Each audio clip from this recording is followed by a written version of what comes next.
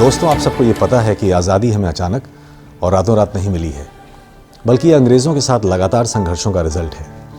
इसी संघर्ष के क्रम में 26 जनवरी 1929 के कांग्रेस के अधिवेशन में एक डोमिनियन स्टेट की मांग अंग्रेज़ों के सामने रखी गई उस वक्त के नेताओं के द्वारा। डोमिनियन स्टेट का विकिपीडिया लिंक विस्तार से समझने के लिए मैंने पोस्ट कर दिया है, इंटरेस्टिंग है, इसको ज़रूर पढ़िएगा। तो अंग्रेज़ों को 26 जनवरी 1930 तक का समय दिया गया था ये मांगें मानने के लिए, लेकिन अंग्रेज सरकार ने ये मांगे नहीं मानी।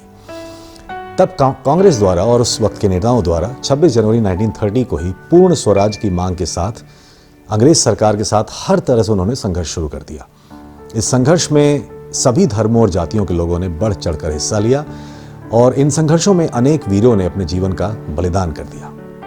तब जाकर 15 अगस्त 1947 को हमें आज़ादी मिली। जैसे किसी भी संस्था या कंपनी को चलाने के लिए नियम और कानून होते हैं, उसी प्रकार देश का भी एक संविधान होता है। भारत के संविधान के लिए डॉक्टर भीमराव अंबेडकर के नेतृत्व में एक समिति बनाई गई लगभग 300 लोगों के साथ।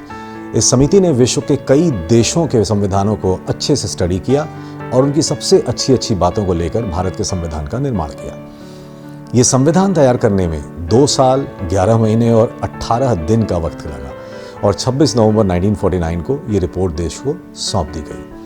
लेकिन 26 जनवरी के महत्व के कारण आप समझ रहे हैं, मैंने पहले बताया था, इसको 26 जनवरी 1950 को लागू किया गया, उसके 2 महीने के बाद। इस दिन को हमारे देश के आत्मगौरव तथा आत्मसम्मान से भी जोड़ा जाता है। क्या आप जानते हैं कि गणतंत्र दिवस 3 दिन का लंबा आयोजन होता है, जो 29 जनवरी को बीटिंग रिट्रीट सेरेमनी के साथ समाप्त होता है। आपने देखा होगा राष्ट्रपति भवन को बहुत ही खूबसूरती से सजाया जाता है उस दिन।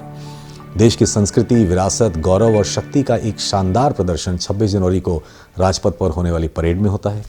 क्या आप जानते हैं कि पहली बार गणतंत्र दिवस परेड राजपथ पर 1955 से शुरू हुई थी?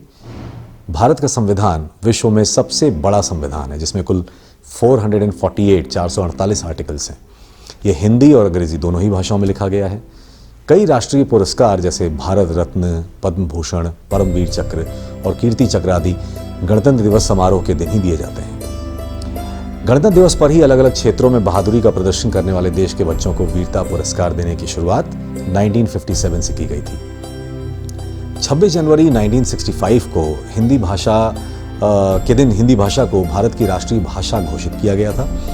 आपको पता है कि हर रिपब्लिक डे समारोह में किसी न किसी देश के प्रमुख को चीफ गेस्ट के रूप में आमंत्रित किया जाता है। इस साल नहीं हुआ ऐसा। 2021 में इंडोनेशिया के राष्ट्रपति सुकर्णो भारत की प्रथम गणतंत्र दिवस समारोह के मुख्य अतिथि थे। और 1961 में गणतंत्र दिवस समारोह की मुख्य अतिथि कौन थी? ब्रिटेन की महारानी एलिजाबेथ। जी हाँ, आज़ादी के 14 साल के बाद उसी देश की रानी जिसने हमें सैकड़ों सालों तक गुलाम बना कर रखा था, वो हमारी चीफ गेस्ट थी। आपने भी भारत के सबसे बड़े कार्निवल यानी 26 जनवरी की परेड को ज़रूर देखा होगा। कभी प्रयास कीजिएगा कि आपको दिल्ली जाकर इसको सामने से लाइव देखने का मौका ज़रूर मिले। यकीन मानिए, आपने देश विदेश में बहुत कुछ देखा और सुना होगा, पर दुनिया में 26 जनवरी के हमारे रिपब्लिक डे सेलिब्रेशन जैसे कभी इवेंट्स हैं।